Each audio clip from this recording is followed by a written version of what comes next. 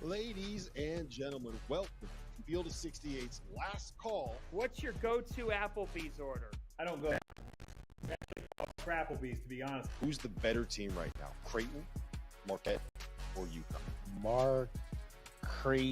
Con. What are you doing? What is that? Pray for Fanta. Oh, come on, Zach. Here we go. It's last call.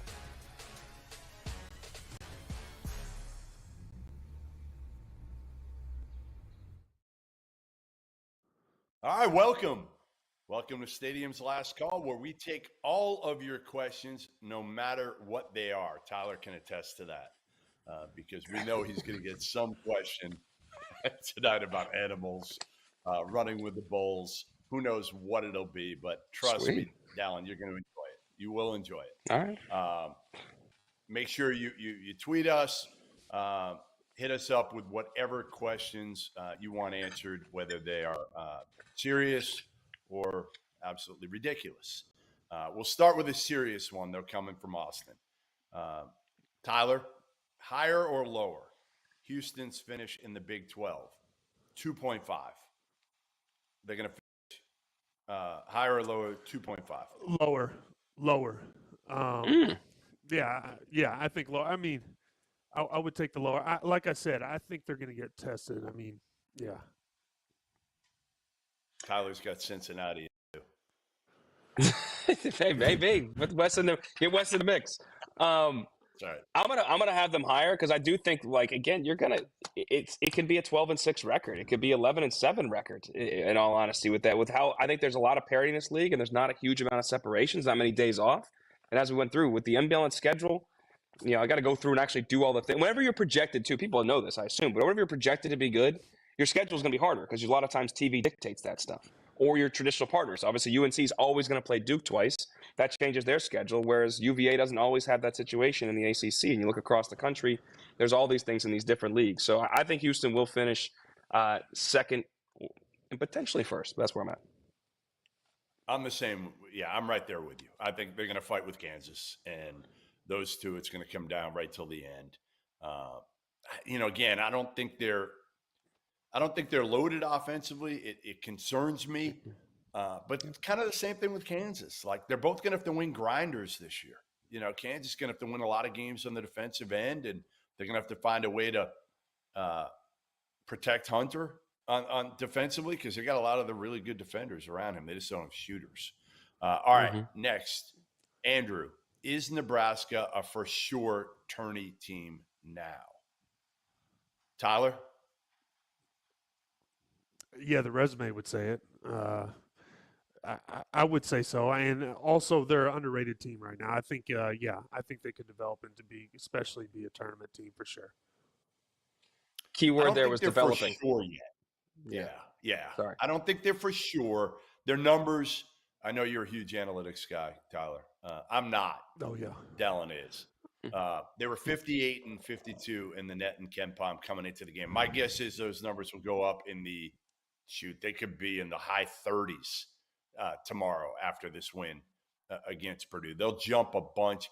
The good thing for them, Dallin, is the Big Ten is kind of the little 10 or the mediocre 10 this year. Yeah. So I think there's a good chance they finish in the top, like fifth.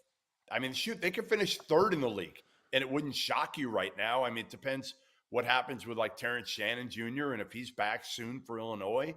But right now, like, you probably put them, I assume Purdue still, Wisconsin at 2, and then 3. Why not? Yeah, I mean, because I don't think in league play, playing in a really difficult home environment is huge. That's why Kansas is hard not to pick against because it's so. I mean, we saw with the TCU game the other day, kind of 8 on 5 there. That stuff kind of happens in some of these places. It's hard to win their traditional programs. For them in Nebraska, their record is good. Their metrics aren't great. There are just jumps. You can look at KenPom. I think they're up like 10 spots because of Purdue win. That's awesome. The Purdue win is big. Michigan State win still metrics-wise looks good on their resume, without a doubt. But the gift of the curse of the Big Ten is because it is weaker, there's a lot more stumbling blocks than there are ways to improve. So you have to stack wins on wins on wins, and winning in the Big Ten on the road is still hard. Those buildings are always sold out. It's always going to be a challenging environment. And also where Nebraska is located, it's not always the shortest trip to everything. So they still have to stack wins. And to my mind right now, they are not guaranteed a tournament team because if you go with their 20 bit, like if you go 10-10 in the Big Ten this year, those 10 wins, a lot of them may not be that quality. If you've done that in years, last year or the year prior, you probably think 6 or 7 of those are going to be quad 1 wins. That's the difference in this year. So similar, kind of with Nebraska. Andrew S. asks thoughts on Wake after their loss to Florida State, and I'll build on what you just said about Nebraska. Right, like there's some bad losses down there in the Big Ten that are going to hurt you. Same thing with the ACC. Florida State was outside of the top 100 in the metrics coming into today. That's a bad loss. Now, Florida State's not a bad team on a good day, but you can't lose those games. There's a lot of bad losses right now. You can't lose to Notre Dame. You can't lose to Louisville. That goes without saying. But there's kind of a lot of mediocrity in the middle of that ACC. You got Carolina, Duke, and Clemson, and then it's kind of everybody else for the most part at this point. I like Wake, but I think this one's gonna hurt him, Tyler. Yeah, and Dallin just said it. It's hard to win on the road or different environments in any conference. Conference play, there's no easy game in my opinion. Teams are going to know each other's style. You can never underestimate that. I don't care what the metrics say. Teams that know each other and play against each other regularly, yearly, it's going to be a battle. But I mean, first of all, the ACC is a little top heavy, but there's one team you cannot lose to Louisville, and that's really going to throw you off, or Notre Dame. And I do think Notre Dame could at times surprise people, but I think they beat Virginia actually. If you take a loss like that and you're trying to make the tournament, build a resume to Louisville or Notre Dame, it's really going to hurt your chances. And that's why I say, in conference, a lot of things can happen. It's going to be tough for the ACC teams that are trying to make the tournament because there's going to be a lot of pressure on them to win these games against some of these poor teams. Yeah, there's a bunch of stumbling blocks in the ACC. I like Wake, but Louisville, Notre Dame, BC is hard to win on the road. To your point, Tyler, but their numbers are not good. That's a big issue as well. Georgia Tech, it's the same way right now. They've popped up and had some big wins too. So they'd already beat Duke. But that doesn't help the league, really. That's not really helping the league. And to your point, Virginia losing to Notre Dame, they didn't just lose Notre Dame. They got their doors blown off. They lost by 20. It was never competitive. Then they lost to NC State by 16 the other day. The league actually needs Virginia to be kind of a top 4, if you will, but it doesn't look like that's going to be the case. So there's a lot of problems and challenges in the ACC in terms of how many teams they get in because some teams did some decent work in the non-conference. Clemson has a lot of wins against good teams, other teams that may be bubble teams, and some really quality wins too. But they have struggled off the outset, but they've played a really tough schedule. North Carolina, Miami, really tough games they've played. Now, I like Wake a lot. I think they can score. I think them getting healthy and getting guys eligible has helped them defensively. I like their team, but as I was sitting here watching that game, I said, this is a game they got to win. And they did not win that game, and that's hard for their resume. And for a team that's been on the bubble and on the wrong side of the bubble in recent years, you don't want that stuff to manifest, and that's a problem. So I'm interested to see how they bounce back. I'm rooting for anybody who has a player on their team named Boopy. All right, that's what I'm all right, serious question for Tyler coming from David B. Who gets their jersey in the rafters first, R.J. Davis or Armando Bacot? Aren't there stipulations right at Carolina? Don't you have to be a first-team All-American or something, or no? What is it? Is there anything? Man, honestly, we got so many jerseys hanging in that thing right now. I'm not sure what the stipulations are. No, hey, because we've had a ton of great players, and I would say Mondo right now. RJ's emerging into one of the better players in the country right now, so easily he could have it up there pretty quickly. So Mondo for sure, based off of stats and what he's done. By the way, I'll give you my quick 30-second version of seeing Carolina against Clemson and getting the win. They're so much more fun to watch. They move the ball. They look like they enjoy playing with one another. They guarded in that game, and they guarded against Pitt on the road. But again, and I think it's a bunch of guys that are trying to prove to everybody that they're not losing players, whether it's Ingram or, even Withers, right? All those guys, Cormac Ryan. So I again, really enjoyed seeing him in person. You know what I think of Bacot. RJ's Mhm. been great this year.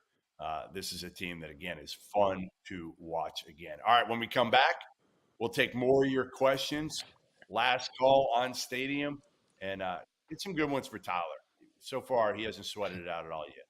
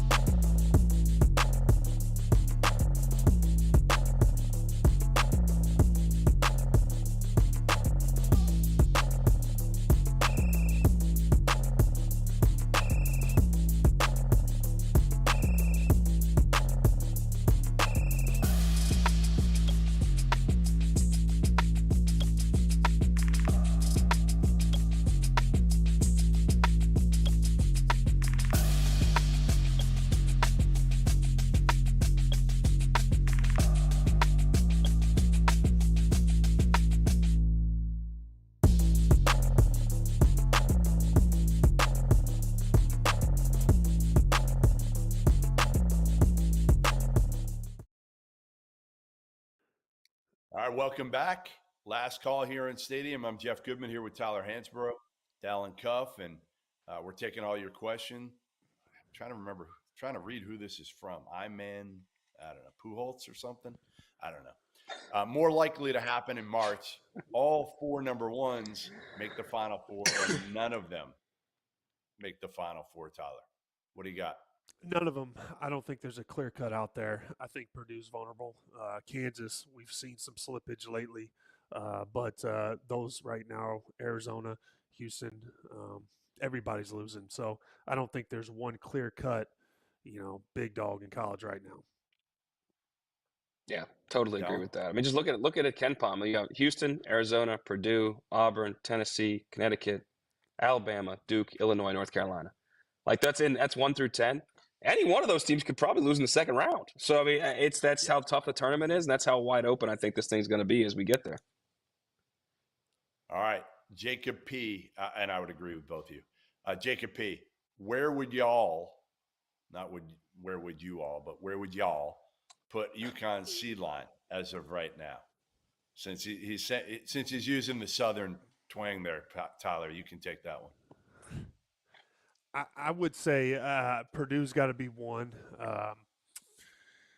I would say they're in contention definitely for a 1 seed, and that's me based off of I think they've played a tougher schedule. They play in the Big East, and also when I watch them play, I think they're one of the better teams in college. I think their offense is one of the best or most sophisticated offenses in college. They make teams guard them. I love their energy, and the way that Hurley coaches his team is also pretty fun to watch too.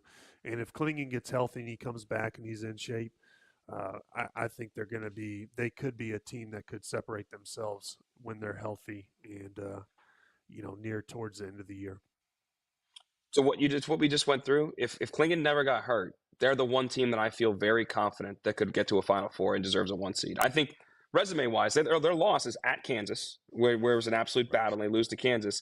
And they lose to Seton Hall. Mind you, they flew out to Seattle, shellacked Gonzaga on a Friday, then to fly back and play Seton Hall in their first league game on the road that has a bunch of dogs, that have a bunch of good guards, and they lost that game. And then Clingan gets hurt after that. Like Clingan's hurt in that game, I believe. So there is a confluence of factors there. Connecticut, UConn is a number 1 seed in my mind if they play to their standard in a very good Big East and continue to build out the resume that is very good from the non-league. Yeah, I mean, listen, good point guard, shooters. If Klingan's healthy, a dominant defensive, great coaching, and a culture, and they play hard. Like there's no other team you can say that about. There's not one other team that could check all of those boxes. All right, Tyler, Andrew asks you, if you had to go to a Duke Kentucky game and you had to wear a jersey of a player on one of those teams, which player would you choose? You had to. You can't say no. You got to pick one player on Duke or Kentucky that you have to wear a jersey of. Who you picking? Oh man, I'd probably Just go with current Luke roster Shepherd all this year. time. Current roster all time. Let's go both. Let's go one of each. Let's go current roster first, and then all time. Oh man. All right, so we're going with Kentucky. Right now, Reed Shepherd. And if we're going all time, my guy, Jamal McGlure. I was with him in Toronto. That dude is hilarious. The big cat. And then, listen, this one's going to be even tough. I do like Filipowski. I like his game. I think he's actually a very intelligent player as well. So I would probably have to rep his jersey. All time, man. There's not a lot of Dookies out there in the past. I probably have to go Boozer. Just, I played against him in the league. He's a banger. Here's one for you that I'm going to throw in. Who's the Dookie you hated the most? That's easy. I mean, come on, Gerald Henderson. It's got to be Gerald Henderson. We talked about that. Yeah, history. I mean, before he punched me in my face, it wasn't much. But after he did that, yeah, that one set me off. That was an easy one. But you guys are boys now. Well, maybe not boys, but you're good. You're good now. Yeah, we're way over it. But yeah, he's a good dude. All right. What's the latest on Terence Shannon Jr.? Asked Michael. I talked to his lawyer this morning, and basically, and again, I'm just going to kind of read this from what he told me, but the school had filed a motion of removal earlier this morning, which sent the case to federal court. He thought it was going to slow down the process because one of the judges, the first judge assigned to it, recused himself. So they were waiting for a new judge. They were hoping they were going to get that today and be able to get a hearing by the end of the week. Well, they did. They got a new judge, and they're getting a hearing on Friday afternoon. So he didn't tell me, how confident he was or where he stood in terms of percentages that he thought this thing could get, at least where Shannon could play, for the time being until this thing is completely resolved. But I guess there's a chance he could play Saturday. I don't know what the percentage is, but obviously that makes a huge difference for Illinois. But all right, Jacob, is Seton Hall off the bubble? I don't think they're off the bubble. Do you, Dallin? I think they're squarely on the bubble, even with 3 great wins against ranked teams. Yeah. They had enough prior to that you can't just kind of gloss over. Yeah, and I think people. It's January 9th, and that's why I love our game. People are excited about it. But we are more than 2 months out. Yeah, 2 months, more than 2 months out from Selection Sunday. So there's a lot of the story left to be written. And now Seton Hall, I do respect the fact that they go on the road to Georgetown. They go down 3 with 3 minutes to play, and they turned around. They get a steal. Richmond makes a play. Obviously, the Hoyas. I've lost a lot of college basketball games. I know how to lose games, and so do the Hoyas. And when you're up 3 at home, you can't turn it over in 3 successive possessions. That's not how that gets done. But that's Seton Hall turned up the pressure a little bit, made plays, and you got to tip your hat to them. So they avoided a loss they really couldn't have. They moved to 4-1 in the Big East. So right now they're on the bubble, and I think they would if the tournament started today, they'd be probably on the right side of the bubble because recency bias plays in, and we just remembered of all the stuff they just did. But now you've got a brutal conference schedule. That league is so deep. There's really not a night off outside of DePaul, really, that you got to roll through the next 2 months. All right, Tyler, here's one for you. Your take on the Kenny Payne situation right now from Derek. He asked, when is Louisville going to move on from Kenny Payne? I would say I think they're probably, unless it's so bad and something else happens off the court, I think they go to the end of the season at this point. What would you do? If I was running Louisville, I would probably move on. I don't think Kenny Payne gets much out of continuing to coach Louisville. And also, I don't think anyone's showing up for the games. I think if you find anything to motivate the fans or anybody to show, hey, we're heading the right direction, make a change. And then I think maybe the fan base would come back. And maybe the guys that are a little upset or, having some issues, maybe they play a little harder or, do something, just change something up. But I don't know Kenny Payne, but you can't go to Louisville and have the seasons that he's had and expect to really, get credit or continue to coach. And it's not anything negative on him. That's just the way Louisville is. They're a great program.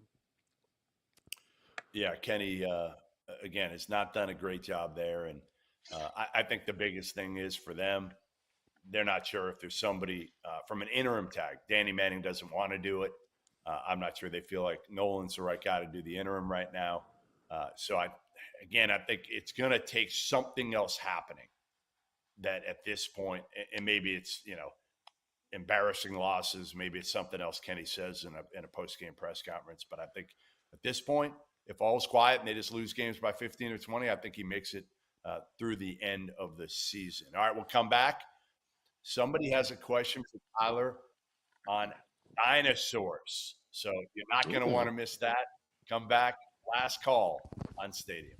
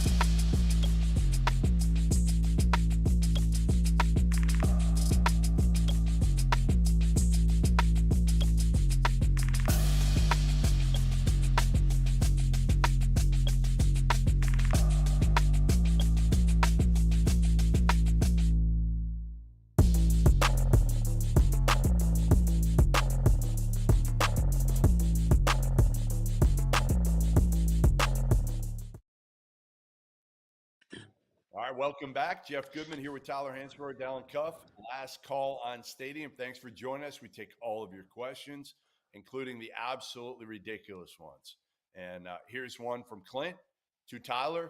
Tyler, if dinosaurs were alive today, would humans exist? Absolutely.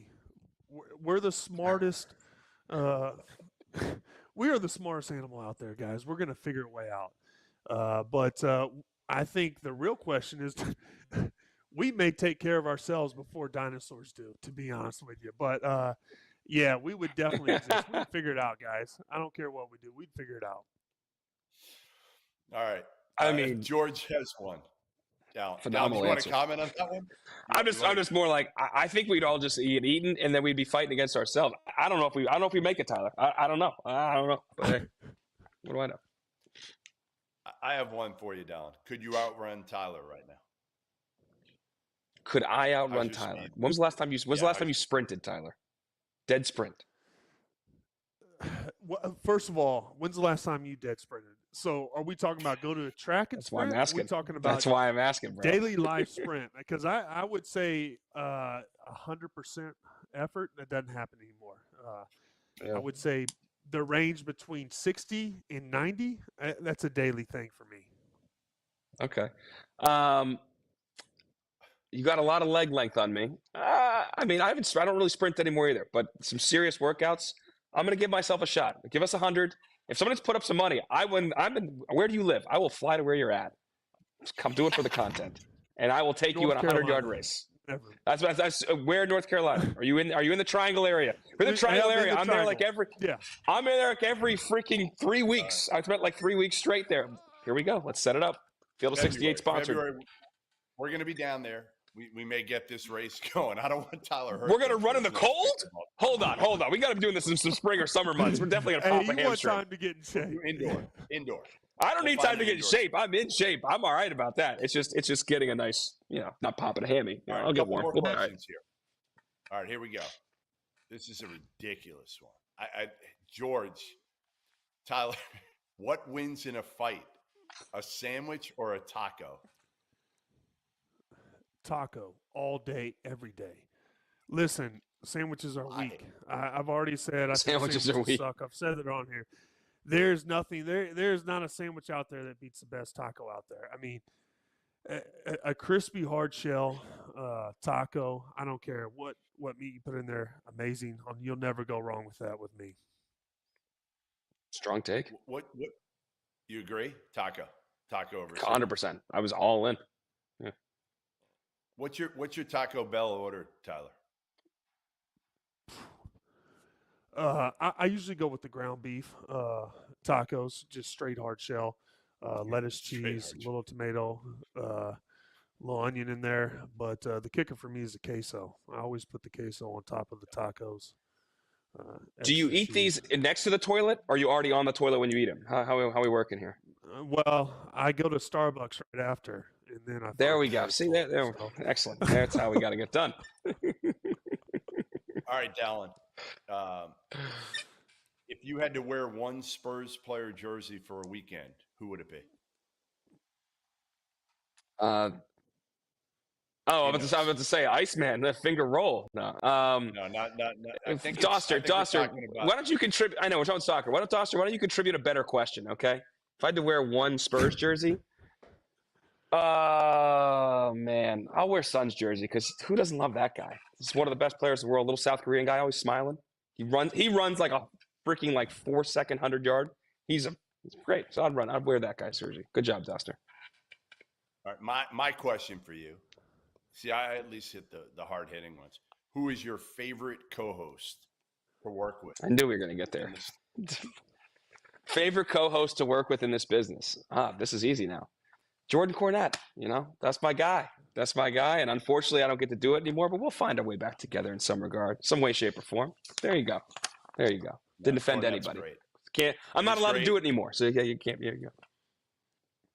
I love Jordan. Yeah. I love Jordan. I'm glad he got his feet. All right. Am I just reading this? All right, Tyler, here you go. Ready?